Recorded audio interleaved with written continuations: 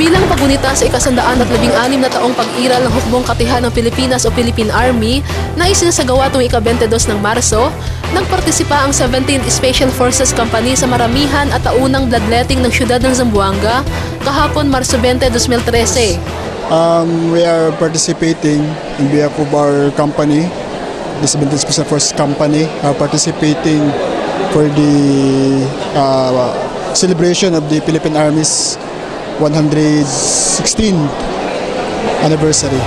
Ang bilang ng Special Forces na nag-volunteer na makuna ng dugo ay 20 katao, kasama na dito ang kanilang commanding officer na si Captain Aladin Castillo.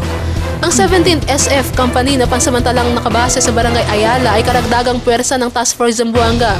Ngunit sila'y nasa ilalim ng administrasyon ng bagong itinatag na batalyon, ang 6th Special Forces Battalion na siya ring tagapagsanay at nangangasiwa sa mga Civilian Armed Forces, Geographical Unit o CAFGO at Special CAFGO Active Auxiliary o SCAA. Sa ngayon, mayroon ng 36 na CAFGO detachment na nakatalatag sa buong syudad na nasa ilalim ng naturang kumpanya. Para sa Balitang Filipino ng SamboTimes.com, Risa Macbao nag-uulat.